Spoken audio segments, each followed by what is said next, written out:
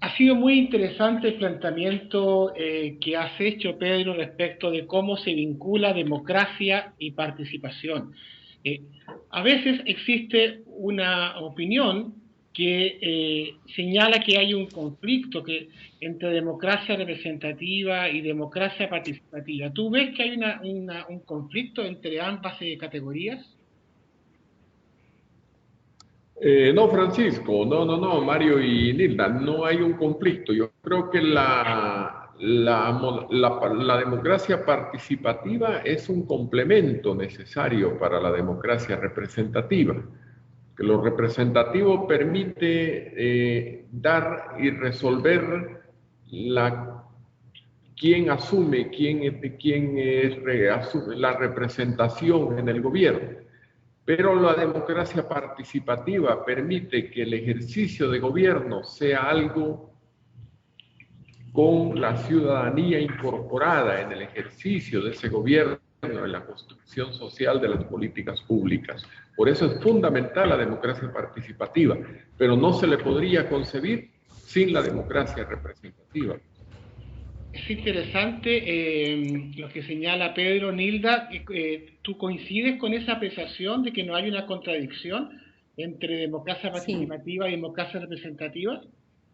así es, efectivamente, coincidimos en ello, pero siempre tengo que resaltar quizá un aspecto que creo que a veces nos olvidamos.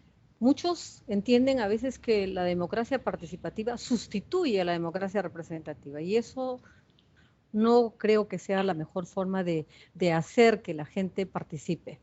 Eh, por eso me parece muy bien cuando Pedro dice de que es un complemento de la democracia representativa, porque nosotros todos los años sí efectivamente elegimos autoridades para que nos representen, ¿no?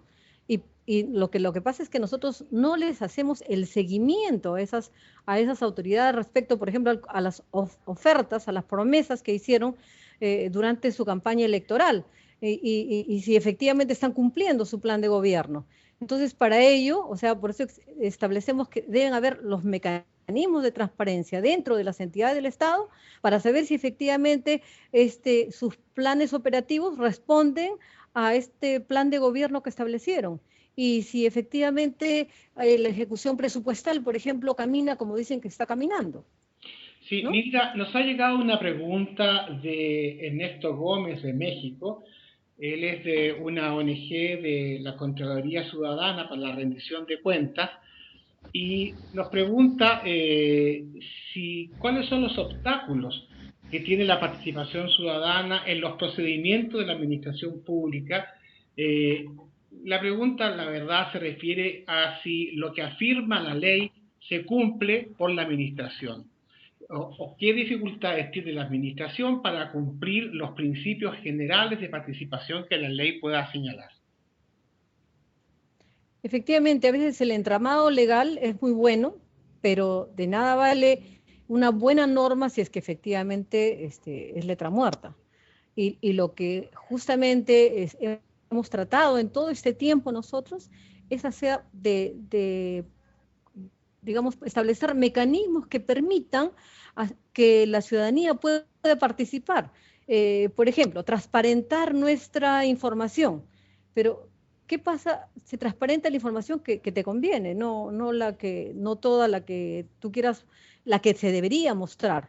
Entonces, por eso es que de alguna manera nosotros hemos logrado que las instituciones estén obligadas a presentar la información que dice la ley que deben presentar.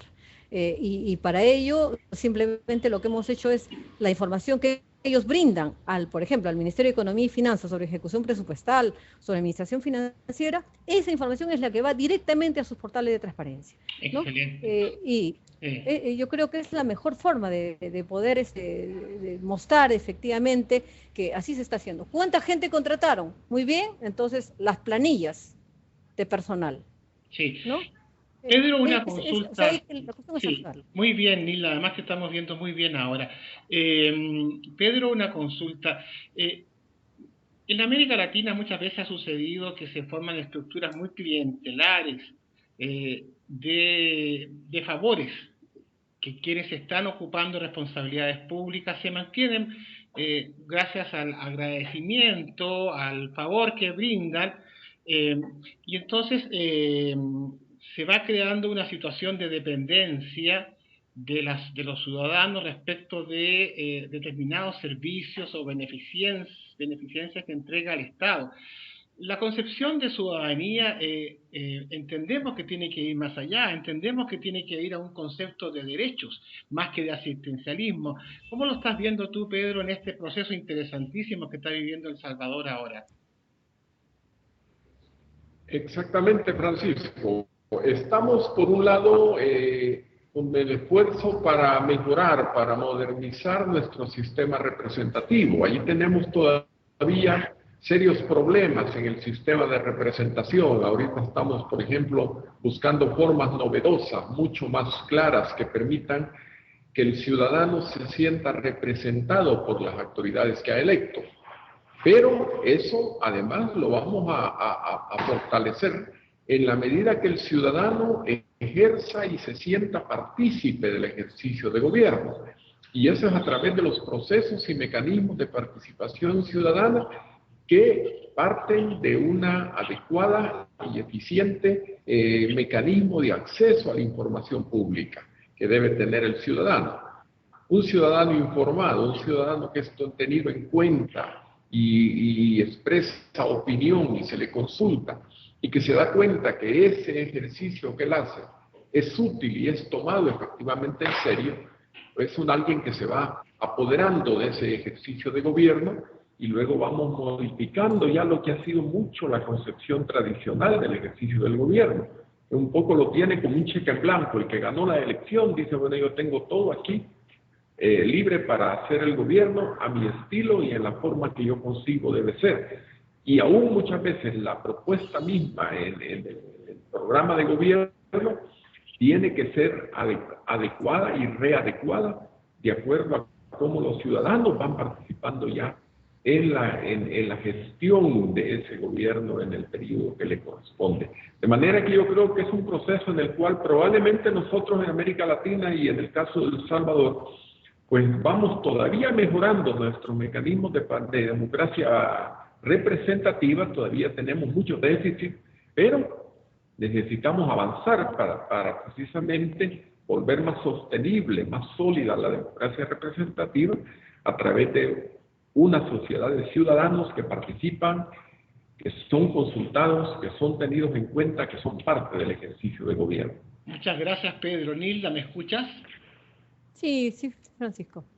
Una consulta, Nilda, porque quienes conocemos la realidad de estos países en los cuales vivimos, sabemos que hay todavía grandes desigualdades sociales y hay diferencias entre una región y otra que están muy marcadas a veces en el acceso a los servicios públicos. ¿Hay algún principio de afirmación positiva? ¿Hay alguna preocupación especial del gobierno respecto de cómo acercar a la información ciudadana a los grupos más tradicionalmente postergados o discriminados? Tenemos que reconocer que realmente con el proceso de descentralización que se está implementando en el Perú, realmente hay la posibilidad de poder llegar a un mayor número de ciudadanos que antes no tenían acceso al Estado peruano. O sea, y yo creo que esta transferencia de competencias y funciones desde el nivel nacional a los gobiernos regionales y a los gobiernos locales, sobre todo con presupuestos, es lo que nos está permitiendo también a su vez poder llegar con mejores servicios a sobre todo las zonas de extrema pobreza en el país.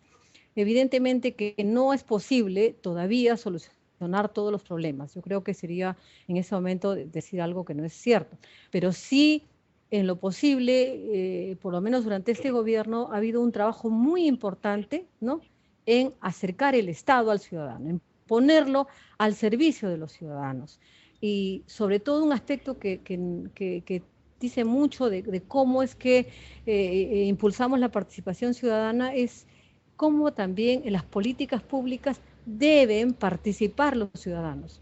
En lo que nosotros compete, por ejemplo, la Política Nacional de Simplificación Administrativa ha tenido una enorme participación de muchos actores de la sociedad en su conjunto.